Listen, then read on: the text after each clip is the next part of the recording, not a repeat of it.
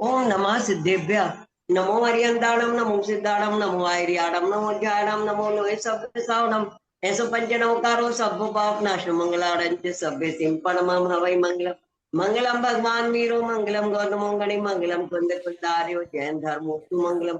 सर्व धर्मांगल्यम sir कल्याण कारकम प्रधानम सर्वधर्मानां जैनम जयतु शासनम, जैनम जयतु शासनम, जैनम जयतु शासनम। देवादिदेश आदिनाथ भगवान को भक्तांबर स्तोत्र हो आचार्य की मान तुम स्वामी जी को कोटि कोटि नमोस्तु नमोस्तु नमोस्तु। अरे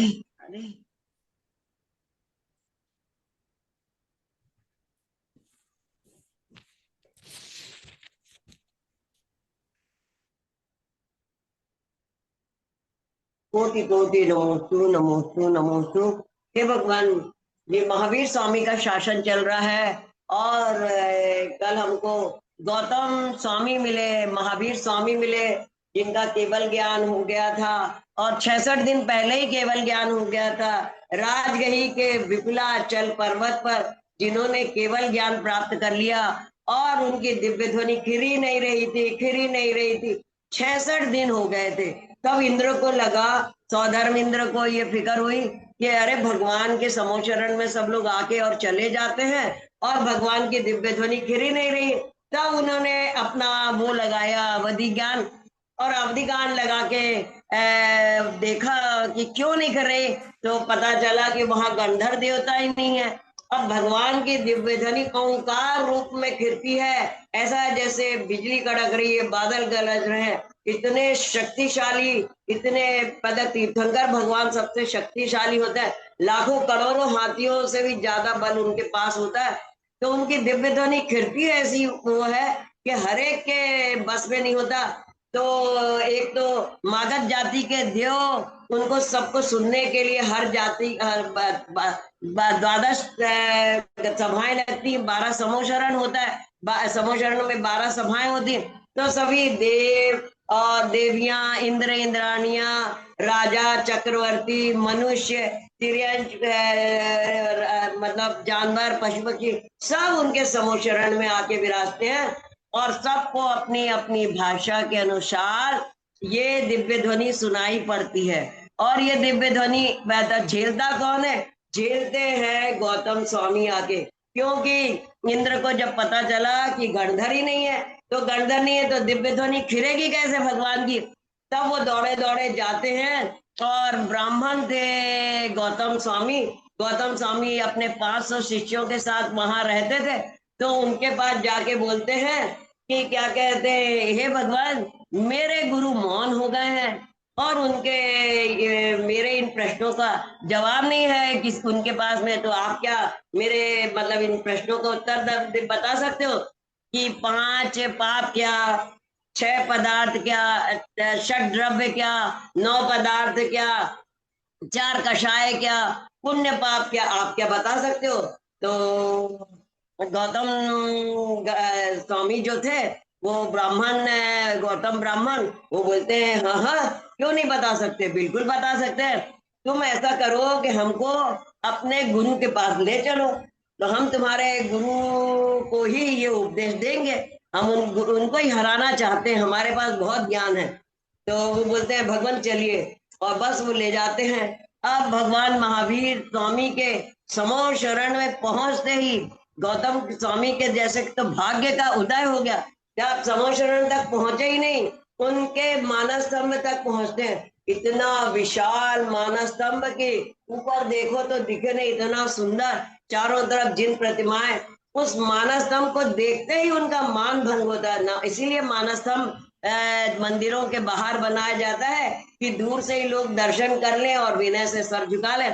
तो गौतम स्वामी और उनके 500 शिष्यों के सबका मस्तक झुक जाता है। उसी समय गौतम स्वामी अंदर जाते हैं, और जैसे भगवान के समो शरण में पहुंचते हैं और महावीर स्वामी के स्वरूप को देखते हैं, ऐसा विकराल मुद्रा, इतनी चमकती हुई आभा, इतनी मतलब 12 सभाएं लगी हुई हैं, इतने सारे लोग, देवी देवता, राजा, चक्रवर्ती, इंद्र इंद्राणी, पशु पक्षी जानवर सब बैठे हैं, शेर भी बैठे हैं। और गाय भी बैठी है एक जगह, और सब बहुत सुख शांति का वो मिल रहा है। तो वो कहते हैं एकदम उनका मान भंग हो जाता है और वो तुरंत ही दीक्षा धारण कर लेते हैं। भगवान को देखते साथ उनके सानिध्य में दीक्षा धारण कर लेते हैं, अपनी लंगोटी अपना सब उतार के और अपना दुपट्टा वगैरह उतार के वहीं फेंकते हैं और भगवान के साक्षी में, महावीर स्वामी के साक्षी में दीक्षा ग्रहण कर लेते हैं। तब भगवान के वो शिष्य और 500 शिष्य भी उनके साथ में उस दीक्षा को ग्रहण कर ले। और जैसे ही गौतम स्वामी ये दीक्षा ग्रहण करते हैं, वो 63 रिद्धियों के धारी हो जाते हैं। केवल रिद्धि, केवल ज्ञान की रिद्धि पर बची रहती है उनकी, और केवल ज्ञान की रिद्धि पर बची है, अभी इतनी रिद्धियों के धारी हो जाते हैं। और बस जैसे ही गंधर्व बन जाते हैं वैसे ही, और 66 दिन हो गए थे, भगवान की वाणी नहीं खिरे, समोशरण रचे। राजगृही में विपुलाचल पर्वत पे समोशरण रचा था। वैशाख शुक्ला 10वीं के दिन भगवान को केवल ज्ञान हो गया था। और आज श्रावण कृष्णा एकम के दिन भगवान की दिव्य ध्वनि फिरती है। कल हमको हमारे मतलब वो मिले, महागुरु मिले, परम गुरु मिले, महावीर स्वामी, उन्होंने केवल ज्ञान प्राप्त कर लिया था। और गौतम स्वामी मिल गए थे। और आज की भगवान की वाणी जब चिरने लगी, गंधर्व मिल गए। तो आज के दिन को इसीलिए वीर शासन जयंती के नाम से जाना जाता है। कितने भाग्यवान है हम, कितने सौभाग्यवान है कि हम वीर शासन में आज तक वो है। और ये भगवान की वाणी, और आज द्वादशांग जिनवाणी की रचना करी। जब भगवान की दिव्य ध्वनि गंधर्व को पाकर खिरने लगी, तो वो इतने उद्घोष के साथ खिरती है कि उसको झेलना सबके बस की बात नहीं होती है। तो गौतम स्वामी ने उस वाणी को झेला, उस वाणी को आत्मसात किया, उसको द्वादशांग के रूप में 12 अंगों में बांटा, और 12 अंगों में बांट के और सब तक पहुंचाई। तो ये वाणी इसीलिए आज का दिन वीर शासन जयंती के नाम से जाना जाता है, क्योंकि आज से भगवान का शासन चलने लगा। और अगली 24वीं जब तक होगी, अगली 24वीं में राजा श्रेणी जब पहले तीर्थंकर बन के आएंगे, प्रथम तीर्थंकर, और तब तक जब तक वो केवल ज्ञान प्राप्त नहीं कर लेंगे, तब तक महावीर स्वामी का शासन चलता रहेगा। तो ऐसे जैन धर्म को, ऐसे जैन शासन को, ऐसे महावीर स्वामी को, गौतम स्वामी को, श्रमण संस्कृति को, ऐसे जिन धर्म को हमारा कोटि कोटि नमन है, कोटि कोटि नमन वंदन, धन्यवाद है, जिसने हमें, जो हमें ये केवलियों, श्रुत केवलियों, आचार्यों और साधुओं और छठखंडाग्रम ग्रंथ माध्यम से मिलती रही अब तक, और हमारे पास पहुंची है, जो हमें धर्म का मार्ग दिखाती है, मोक्ष का मार्ग सिखाती है। आदिनाथ भगवान पहले तीर्थंकर थे, आदि युग के आदि में हुए, जिन्होंने हमको सारी शिक्षा दी, सारा ज्ञान दिया, सारा हमारे को सब कुछ सिखाया, लिखना पढ़ना, व्यापार करना, खेती बाड़ी करना, बस सारा सब कुछ सिखाया, ज्ञान सिखाया, लड़ना झगड़ना, आश्रय सब कुछ सिखाया।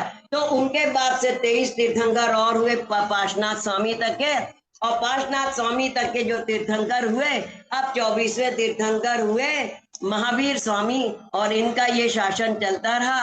और अगली 24वीं जब तक प्रारंभ होगी तब तक चलता रहा। वैशाख शुक्ला 10वीं के दिन वहां विपुलाचल पर्वत पे राजगृही में भगवान को केवल ज्ञान हुआ, और आज से जिन शासन प्रारंभ हुआ।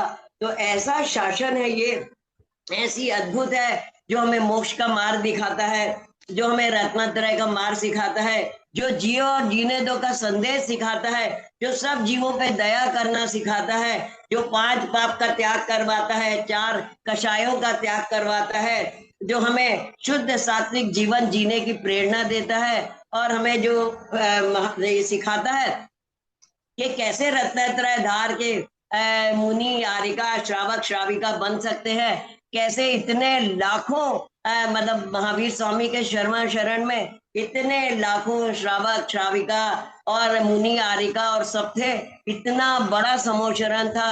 और भगवान का 72 सालों तक 30 साल की उम्र में भगवान को केवल ज्ञान हुआ, और भगवान का समोचरण 72 साल की उम्र होते तक के 72 साल बाद 72 साल की उम्र में महावीर स्वामी पावापुरी के पद्म सरोवर से मोक्ष को प्राप्त हुए।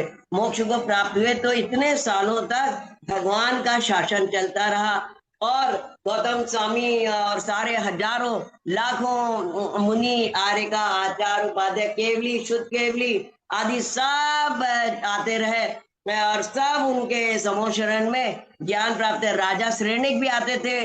राजा श्रेणिक उस जमाने के उस काल के सबसे बड़े राजा थे, जो राजगृही के राजा थे। और महावीर स्वामी का समोशरण वहां हुआ तो राजा श्रेणिक को भी जब पता चला कि भगवान को केवल ज्ञान हो गया तो वो अपने सारे परिकर और पारी सेना असबाब और सारे राजा रानियों के सबके साथ अपने सब रानियों के साथ वहां राजगृही पर्वत पे जाने लगे। अब उनको जाते देख के वो सब बात करते हुए जाते हैं कि महावीर स्वामी का समोशरण लगा है, उनको केवल ज्ञान प्राप्त हुआ। तो ये बात एक मेंढक ने भी सुनी। जो मेंढक वहां तालाब में था तो मेंढक को लगा अरे शायद उसे याद आ गया हो अपने पूर्व भाव का है जो भी, तो उसको लगा कि मैं भी जाऊं महावीर स्वामी के समोचरण में और उनकी वाणी सुन के मैं भी अपना कल्याण करूं।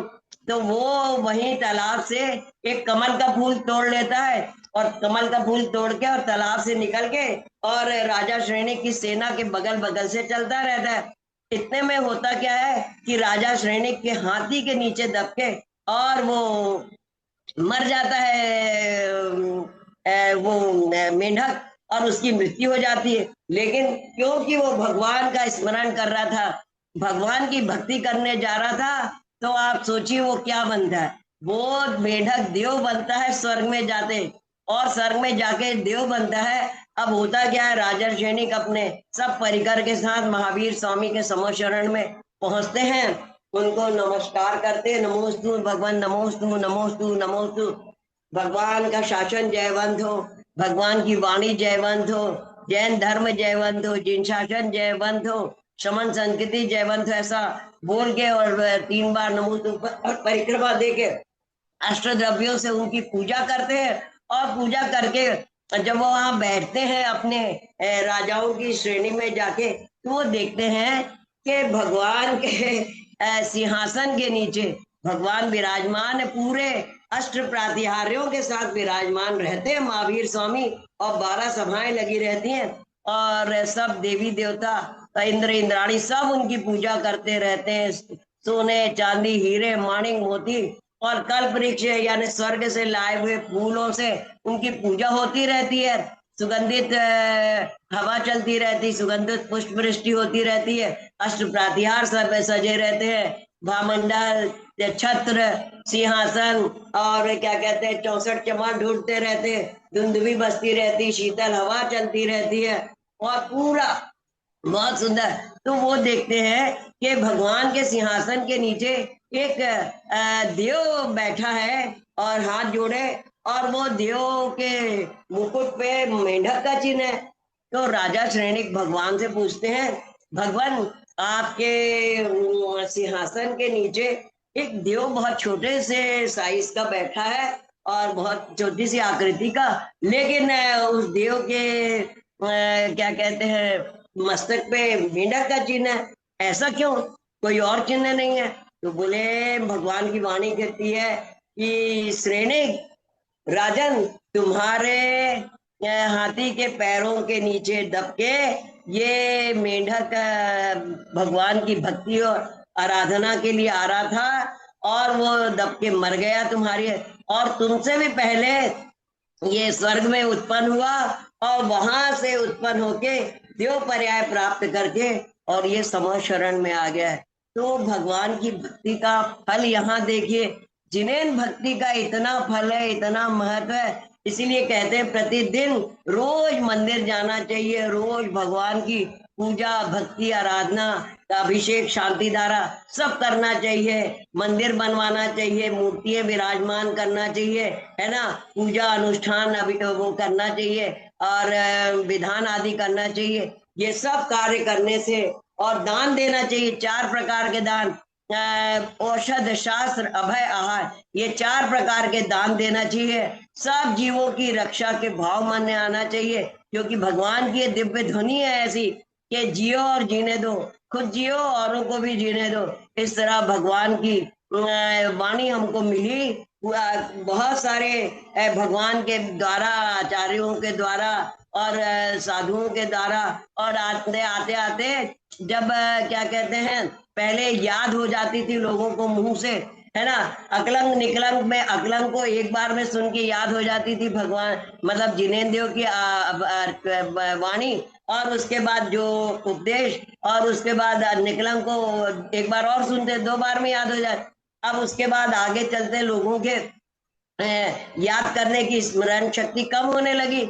जब स्मरण शक्ति कम होने लगी तो आखिरी में आके आचार्य पुष्पधरसेन स्वामी ने सोचा कि क्या कहते हैं, ऐसे तो ये वाणी लोप हो जाएगी, भगवान का उपदेश और ये जैन धर्म मिलेगा नहीं लोगों को।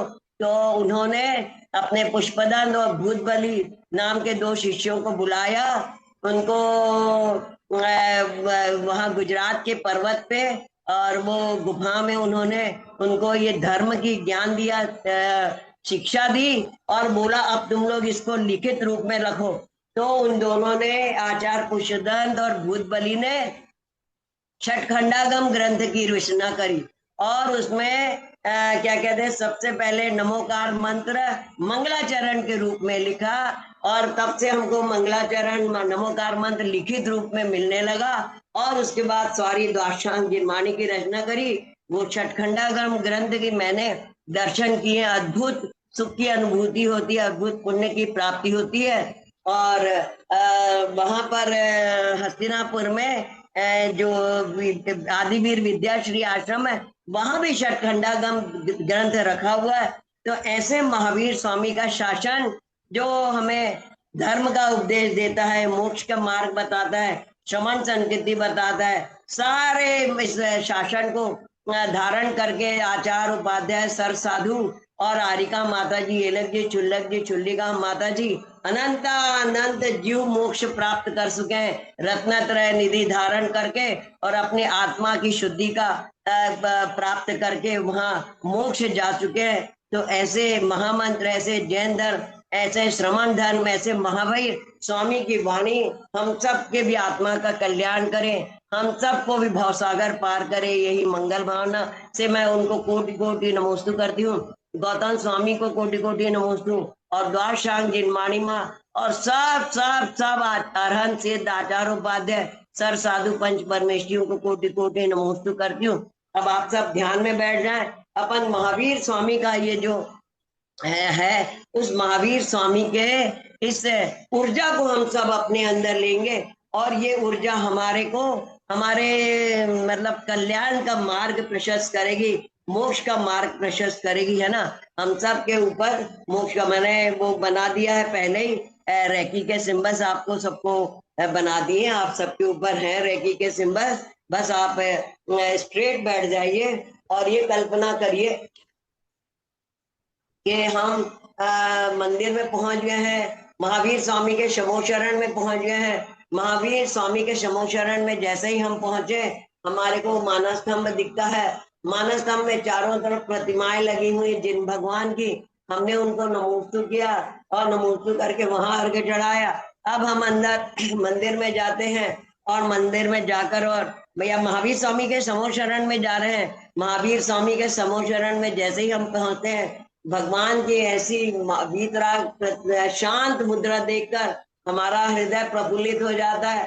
हम उनको कोटि कोटि नमोस्तु नमोस्तु नमोस्तु भगवान करते हैं, और भगवान के चरणों में अर्घ्य चढ़ाते हैं। और जैसे ही हम उनको नमोस्तु करते हैं, और अपने एक कोठे में 12 सभाएं लगी हुई हैं, और अष्ट प्रातिहार्यों से सजे भगवान, भामंडल है, छत्र है, और सिंहासन है, और 64 चमर ढूंढ रहे हैं, पुष्प वृष्टि हो रही है, गंधोदक की वृष्टि हो रही है, दुंदुभी बाजे बज रहे हैं, देव देवी देवता दुंदुभी बजा रहे हैं, और हम उसको सुन सुनकर, और वो कहते जा रहे हैं, देखो भगवान महावीर का समोशरण लिखा है, आओ आओ, भगवान की वाणी खिरने वाली है, भगवान की वाणी खिरने। और हम जैसे ही बैठते हैं वहां पर जाके नमोस्तु करके अपने मनुष्यों को कोठे में बैठ गए, तो ऐसा ही हम देख रहे हैं गौतम स्वामी आ गए हैं और गौतम स्वामी को भी हमने नमोस्तु किया है। और जैसे ही गौतम स्वामी आज आए हैं भगवान के समोचरण में अपने 500 शिष्यों के साथ उनने दीक्षा धारण कर ली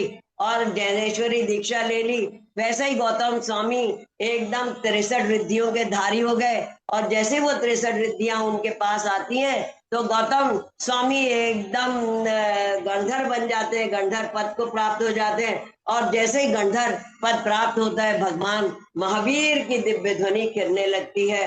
और दिव्य ध्वनि जैसे खिरती रहती है, ये दिव्य ध्वनि हमको भी सुनाई पड़ रही है, हम सब उस दिव्य ध्वनि को सुन रहे हैं। गौतम स्वामी मागध जाति के देवी देवता सब देवता हमको हमारी हमारी सबकी भाषाओं में सुना रहे हैं। 18,000 महाभाषा, 700 महाभाषा और 18,000 लघु भाषा के रूप में ये दिव्य ध्वनि कीर्ति ओंकार के रूप में, और सबको ये मिल रही है, सबका कल्याण कर रही है। महावीर स्वामी की दिव्य आभा हमारे ऊपर बरस रही है, आप बरस रही है।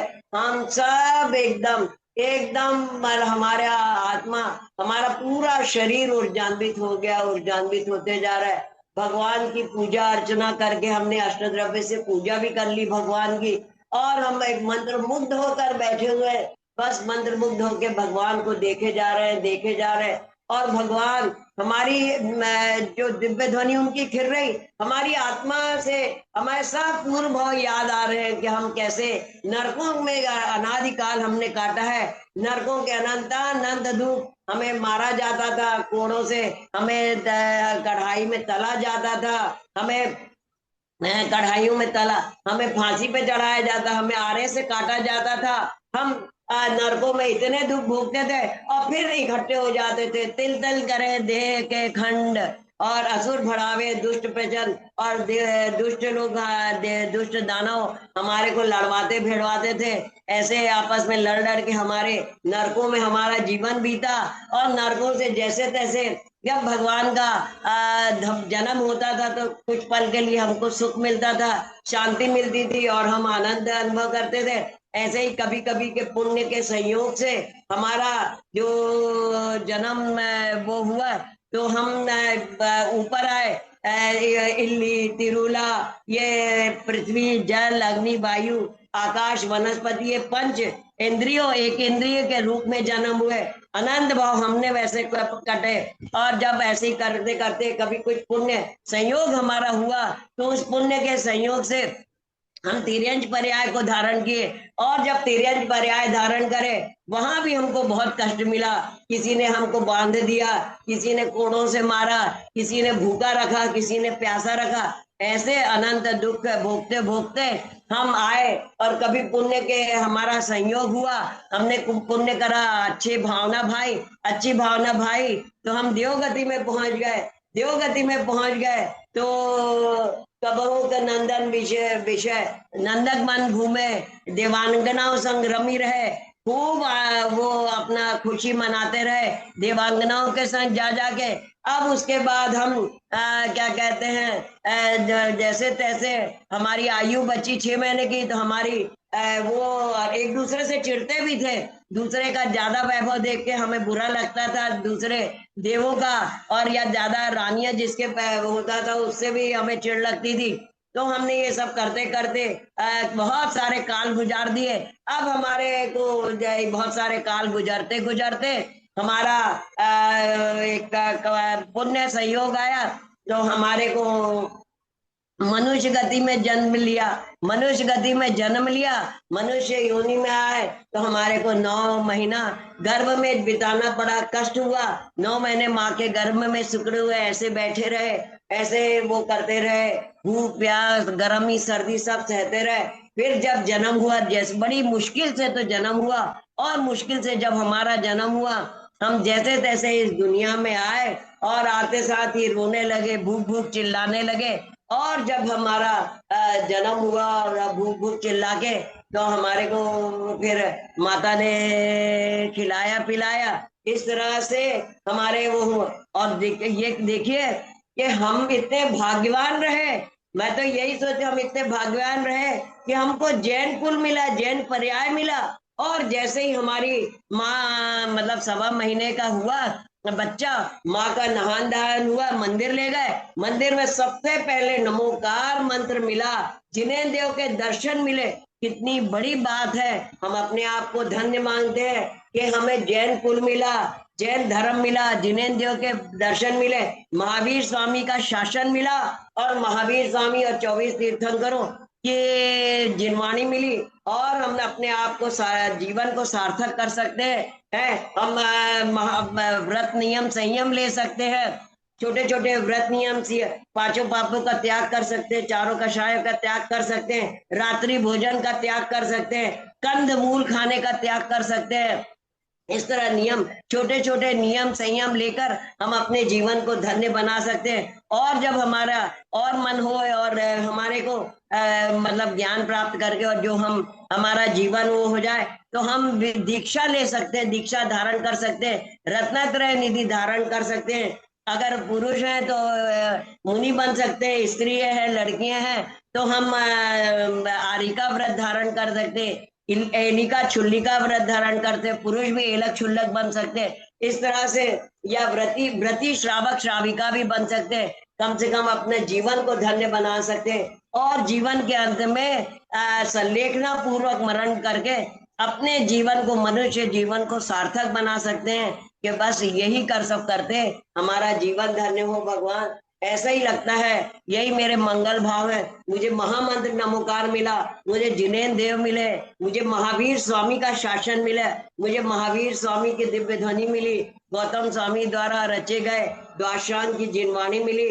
और मेरे को सारा ये करते करते ये जीवन मेरा धन्य, मैंने अपने आप को बहुत धन्य मानती हूँ। आपके उसमें मेरे को बहुत धन्य हूँ भगवान में। और मेरे को ये जैन धर्म मिला, ये सब मिलके, और मैं अपने आप को जीवन को धन्य करती हूँ। और यही बोलती हूँ कि भगवान सेवा फलम सत परम स्थानम भवतु, अपमृत्यु विनाशनम भवतु, समाधि मरणम भवतु, समाधि मरणम भवतु।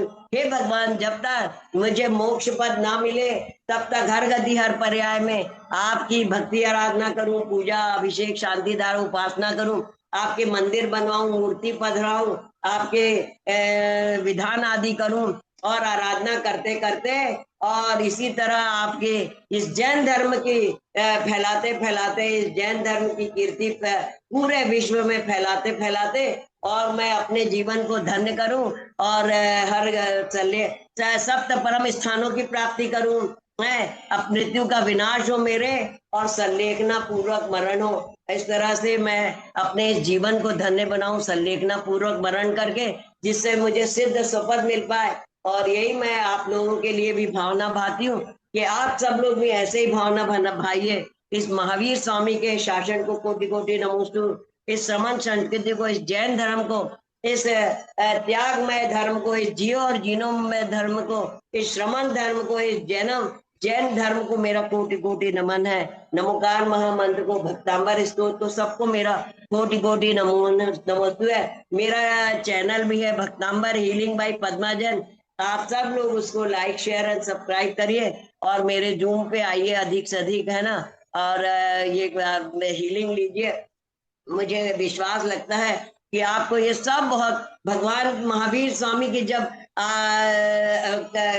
रश्मियां आप पे पड़ रही होंगी तो आपके सारे पाप निकल गए, आपके सारे कष्ट खत्म हो गए, आपके सारे दुख बीमारी खत्म हो गए, आप स्वस्थ निरोग दीर्घायुष, सुख शांति समृद्धि सब आपके जीवन में, बोल धन संपत्ति सब कुछ आपके जीवन में है। उस मंगल भावना के साथ मैं अपना ये मतलब आप हीलिंग का वो जो है, जो आपको ऊर्जा देने का, वो खत्म करती हूँ। आप सबको नमन वंदन धन्यवाद।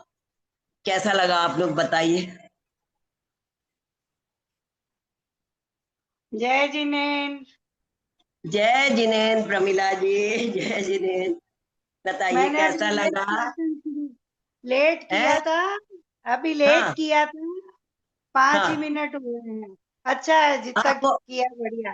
अच्छा लगा ना। हाँ नहीं, आप लिंक डाल देंगे, लिंक डाल देंगे ना।